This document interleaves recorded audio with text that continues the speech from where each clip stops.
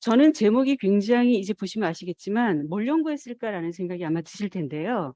지속 가능한 디지털 전환 시대의 지속 가능한 어떤 수업이라고 할 때 교수님들은 어떤 생각이 먼저 드세요?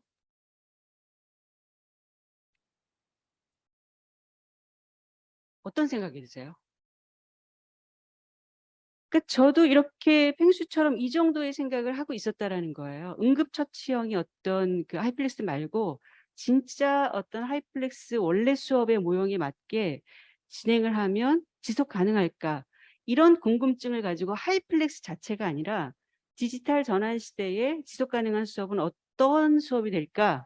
하고 전제를 가지고 이 연구를 시작하지 않았다라는 거예요. 그런데 결론적으로 보니까 학생들은 하이플렉스 수업을 굉장히 좋아하고 선호하더라는 거예요. 그리고 학습 효과가 대면과 비대면 결론부터 말씀드리면 엄청나게 나더라는 거예요. 어디가 좋았을 것 같으세요? 비대면이 효과적이라는 거예요. 놀라우시죠? 저도 예상하지 못했던 결과인데요. 왜 그렇게 됐는지 저도 이제 나름대로 해석한 것들을 이제 이야기를 드릴 텐데요. 하이플렉스 수업에 대해서 기본적으로 부정적 인식이 이런 유형으로 나뉘어진다고 합니다. 아마 우리 교수님들도 이렇게 생각할 텐데요. 원활한 수업 진행이 불가능합니다. 왜냐하면 수업 시 통제할 수 없는 요소들이 많아요. 특별히 학생들이 대면 수업에 참석하겠다고 해놓고 다 줌에 있어요. 교수만 혼자 이제 강의실에 있는 경우. 이런 것들을 통제할 수 없다라는 거예요. 그리고 하이플렉스 수업은 훨씬 더 많은 노력이 필요하다. 뭐 세팅부터 해서 여러 가지 많이 필요하다.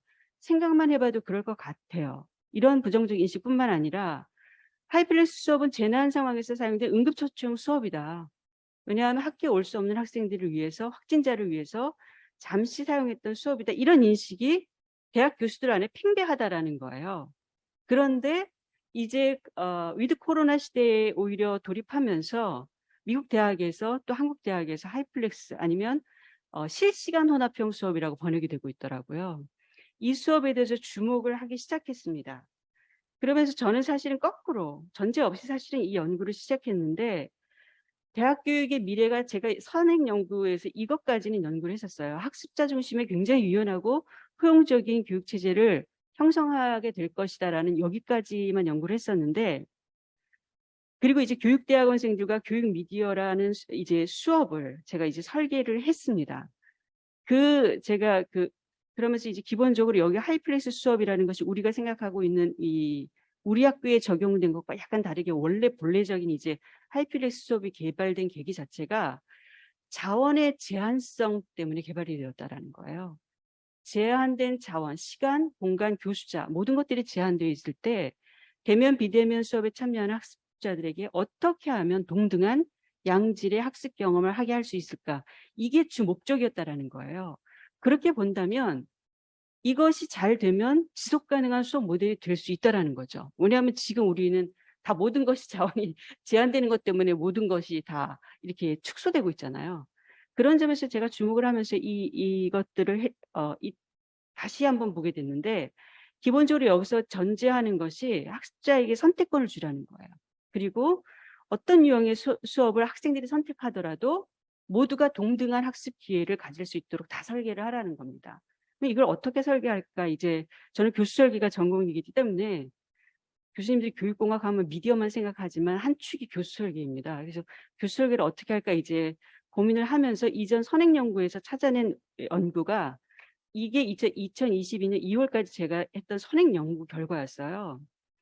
이제 학생들에게 우리 학교 학생들을 대상으로 이제 하이플렉스 수업 요인에 대해서 조사했을 때 말하자면 이건 도리치 이제 요구도 조사라는 것들을 적용해서 한 건데 학생들이 정말 중요하게 최우선 순위로 요구하는 이 학습 요인이 뭐냐라는 거죠.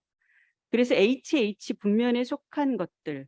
근데 저렇게 펼쳐놓으면 어떤 것이 가장 중요한 요소인지 모르기 때문에 또 하나 로커스 모델이라는 걸 적용해서 뽑아낸 게 7가지입니다. 적정한 수업 분량, 시스템 안정성 점검, 학습자 요구 분석, 적시의 피드백, 적합한 수업 유형, 실패에 대한 격려와 관용, 그리고 구조화된 학습 내용.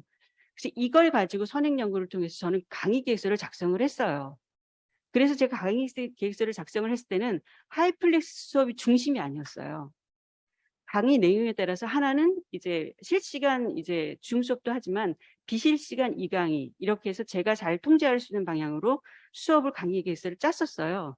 그런데 제 연구에 참여하는 이제 교육대학원생들을 대상으로 조사했을 때 다른 이야기를 하는 거예요. 어떤 얘기를 하냐면 체제적 학습평가랑 상호적 수업 실행이 가장 중요하고 덜 중요하다라고 대답했는데 이거는 이전 선행 연구랑 똑같은 결과였어요. 학생들은 학습평가에 대해서 굉장히 중요하게 생각하고요. 그런데 의외로 이거는 계속 지속해서 우리가 연구해 볼 필요가 있는데 이게 초개인화된 시대 때문인지 학생들이 아주 대집단에서 활동하기 때문인지 아니면 대학원생들의 특성인지 모르겠는데 모든 과정에서 상호적인 어떤 수업 실행하는 걸 원치 않아요. 이게 되게 낮아요. 안 중요하게 생각해요. 학생들이 협업하는 거에 대한 피로도일 수도 있어요. 어쨌든 이게 되게 낮다라는 거예요. 우리는 사실 교회라는 거는 공동체가 전제가 돼야 되는데 이게 낮아서 이게 사실은 제가 결론에 말씀드리겠지만 이게 가장 어려운 문제가 될 것 같아요. 앞으로도. 하위 요인 중에서는 적실한 질의응답과 사전 안내된 평가 절차를 가장 높게 했습니다. 그래서 강의 계획서를 수정해서 하이플렉스 수업 중심으로 확정을 했습니다. 그리고 학생들이랑 하고 이제 하위 요인들을 제가 이제 수업 설계하는 거를 이제 말씀을 드리면 교수님들께서 예상 가능한 것들은 제가 빼고요. 예상 가능하지 않은 것들만 조금 부연 설명해보면 보편적 수업 환경이라는 것은 누구나 모두가 가장 쉽게 사용할 수 있는 플랫폼을 선정하는 게 가장 핵심 요건입니다. 저는 사실은 페이스북 그룹 페이지를 쓰는 걸 선호해요. 왜냐하면 무료에다가 거기는 이제 좋은 것들이 툴이 많이 있어요. 잘 사용 안 해서 그렇지. 패들렛도 돈을 1년에 10만 원이나 줘야 돼요. 저 작년에 10만 원이나 아까운 돈을 내고 엄청나게 거의 100개 정도의 페이지를 발행을 했거든요. 근데 패들렛은 정말 쓸모없는 도구 중에 하나예요. 제가 써본 결과. 상호작용을 유발할 수 있는 기능이 전혀 없어요. 그냥 고급 벽지예요. 하도 사람들이 입소문을 내서 저도 이제 써보긴 했는데 너무너무 아무것도 일어나지 않는 구조가 인터페이스 자체가 그래요. 어쨌든 그런 가운데 모두가 능숙하게 활용할 수 있는 환경을 선택하기 위해서 학생들에게 사전 조사를 했더니 페이스북 그룹 페이지를 안 쓰는 학생이 있었어요. 그래서 그거를 세팅을 해놨다가 포기하고 이때 당시에는 이제 이 남은 돈이 있고 패들렛 페이지가 있어서 패들렛을 이용을 했어요. 패들렛을 이용을 했고 그 다음에 저희가 어떻게 했냐면 온 오프라인에서 수업에 참여하는 모든 학생들이 줌에 접속한 채 수업을 했어요. 왜냐하면 여기서 제일 중요한 게 상호작용을 촉발시켜야 되기 때문에 개인 노트북과 이어폰이 필수였고요. 통합적 수업 설계는 어떻게 했냐면 학습자에게 선택권을 주는 것이 굉장히 중요하지만 교수자가 수업에서 목적하는 게 있잖아요. 이 수업 내용은 이렇게 가르쳐야지 훨씬 더 적절할 것이다라는 계획들이 있잖아요. 그거 사이에서 저는 이거 빗을 맞춘다고 하잖아요. 빗을 맞추기 위해서 저는 굉장히 학생들이랑 밀당을 많이 했어요. 내가 보기에는 다음 주에는 줌 수업이 딱이다. 학생들에게 설득을 해서 수업 계획을 수도 없이 변경했습니다. 우리 왜 거기에 축자 영감설이 거기가 되잖아요. 강의 평가 때문에 강의 계획서 대로 했냐 이것 때문에 그럴 필요가 없어요. 학생들이랑 밀당하면서 더 좋다. 특히 발표할 때는 줌 수업이 훨씬 더 효과적입니다. 그래서 발표 때나 이런 때 다 줌 수업을 권해서 굉장히 여러 유형을 밀당을 해가면서 더 적절한 수업을 찾아갔고요.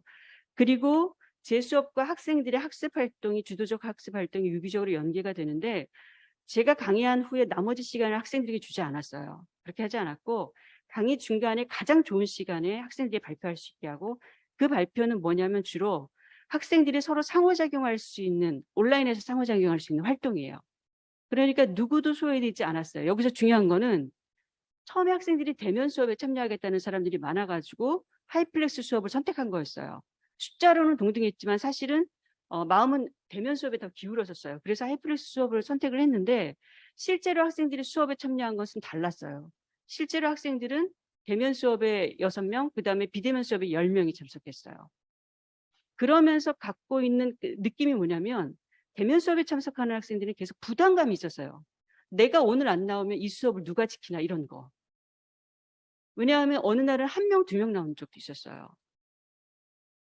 근데 이게 처음에는 저도 그래서 되게 긴장도가 높아지더라고요. 이걸 매주 물어야 되나? 매주 묻자니 저도 피곤하고 학생들도 너무 이게 피로도가 느껴지는 것 같아요. 그래서 처음에 한 3주까지는 묻다가 다음에는 묻지 않았어요. 그랬더니 학생들이 나중에는 본인들이 알아서 이제 하루 전에 나는 내일 어떤 일 때문에 오프라인 수업에 참여합니다라고 이렇게 자발적으로 이제 이야기를 하는 분위기가 형성이 되니까 이런 긴장도가 없어졌고 저도 마음의 자유로움이 생겼어요. 2명이 오든 3명이 오든 오프라인 수업을 하기로 했으면 하는 거다라는 생각을 하게 됐고, 또 한 가지 비대면 수업 참여자들이 갖고 있는 느낌은 부채감이었어요. 굉장히 이상하게 우리는 온라인으로 뭔가를 하면 되게 죄책감 같은 것들이 많이 있어요. 어렸을 때부터 이거는 제가 보기에는 학습되어 온 거예요. 모바일 뭐 이제 컴퓨터 하면 항상 혼나던 느낌 때문이었는지 이상하게 부채감이 있어요. 여기 못 나왔다라는 것 때문에 계속 구구절절 학생들이 변명을 해요. 그래서 그렇게 하지 않아도 된다. 그렇게 하지 않아도 된다. 그래서 굉장히 이 평안을 굉장히 많이 여러 번 이야기를 했었어요. 그런 가운데 굉장히 다양한 방법으로 이제 수업을 설계했고요. 이 안에서 실제적인 문제를 줬어요. 예를 들면 디지털 난제, 디지털 사회에서 벌어질 수 있는 난제를 해결할 수 있는 수로 문제를 줬고요. 전 세계 이제 교육자들이 가장 추천하는 앱 중에서 할 수 있는 건 한국화해서 가장 유용한 앱들을 경험하면서 상호작용할 기회를 줬어요. 그러면서 제가 안 했던 거 여기서 특별하게 했던 게 뭐냐면, 이런 가운데 비대면을 선택했지만 따라오지 못하는 사람들이 꼭 한 명씩은 있어요. 근데 그분을 제가 지속적으로 그 다 큰 성인에게 매주 교수자가 신방 가는 것도 참 피차 부담인 거잖아요. 그래서 저도 동료를 했지만 학생들에게 동료를 부탁해서 상호 동료하게 했어요. 무슨 일이 없는지 서로 좀 돌아봐 주기를 좀 부탁했었어요. 그리고 제가 또 한 가지 한 게 이거였어요. 마지막까지 모든 학생들이 수업에 하기 위해서 학습 활동이 과제 제출 기간이 넘는 경우 다시 제출하게 했어요. 다시 제출하게 해서 모두가 다 제출하게 했어요. 왜냐하면 결국은 기한이 중요한 게 아니라 모두가 학습에 다다르게 하는 게 중요하기 때문에 기회를 주니까 결국은 학생들이 다 완성을 할 수 있었는데요. 그리고 이 소통적 수업은 이게 주로 포함되는 게, 학생들이 원하는 게 제일 중요한 게 보니까 학습 활동을 설계할 때 학생들이 어떤 그 공유할 수 있는 그 패들릿이 아니어도 상관없어요. 저희는 게더타운에서 하루를 시작한 적이 있고요. 굉장히 다양한 플랫폼에서 하루를 시작했는데, 중요한 거는 규칙적으로 교수자가 단톡방에 이제 어느 링크에 이제 우리의 어떤 모든 것들이 들어있다라는 걸 계속해서 누적해서 올려줬어요. 학생들이 학습의 어떤 히스토리를 볼 수 있도록 누적해서 올려주고요. 그리고 학생들이 늘 간절히 원하는 게 교수의 강의안이거든요. 그것은 수업 전에 주지 않습니다. 수업 후에 항상 정리해서 저작권에 문제 없는 것만 선별해서 학생들에게 줬어요. 그리고 제가 교수님들과 좀 다르게 하는 게 있었는데, 코로나 확진으로 인해서 굉장히 심리적으로 위축되어 있는데, 학생들에게 안 그래도 또 못 나오는 것 때문에도 위축되어 있는데, 여기에서 또 카메라 켜지 않은 것에 대한 심리적 부담까지 줄 수가 없었어요. 그래서 일부러 이건 강제하지 않았습니다. 이 부분은 되게 예민한 것 같아요. 왜? 정서가 먼저 반응하잖아요, 이성보다. 그러니까 정서가 먼저 반응하는데 계속 내가 비디오 켜세요 이러면 얼마나 불편할 거예요. 그래서 하지 않았습니다. 그래서 요거에 대해서 만족스러웠냐 물었어요. 엄청 만족스럽다라는 거예요. 안 그래도 너무 부담스러운데. 그렇다고 수업을 안 하는 건 아니잖아요. 그래서 그런 점에서 교수님들의 생각은 다를 수 있지만 제 생각은 그래요. 정서적으로 불편하면 수업에 집중할 수 없어요. 기본적으로 학습 동기에서. 그래서 제가 이제 패드를 썼던 것들을 보시고, 그다음 체질적 학습평가에서 제가 제일 이제 그 베티라는 사람이 제안했던 건 주로 시공간 학습자에 대한 어떤 선택권이지만, 제가 이 설계에서 초점을 두는 게 과제에 대한 선택권을 넓혀준 거예요. 학생들에 따라서 어떤 학생들은 예를 들면 말로 발표하는 걸 좋아하고 그냥 뭔가 액션을 하는 것들을 좋아하지만, 어떤 사람들은 책을 읽고 글을 쓰는 걸 훨씬 더 잘합니다. 그래서 학생들에게 항상 선택 과제를 줬어요. 디지털 전환기의 명예에 대해서 아니면 암에 대해서 읽어볼 책들을 2권을 주고 그중에 하나 선택하게 하고, 그다음 새로운 교육용 앱을 소개하거나 아니면 기존 예배용 미디어를 비평하거나, 둘 중에 하나. 그다음에 또 하나는 이제 디지털 전환기의 난제를 해결하기 위해서 하나의 모델에 따라서 교수에게, 하나는 또 다른 새로운 모델에 따라서 학습 환경을 설계를 하게 했습니다.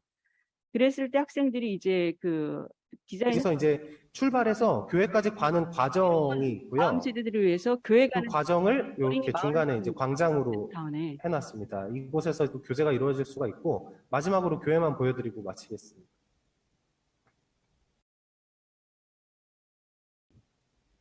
네, 여기가 이제 교회인데요.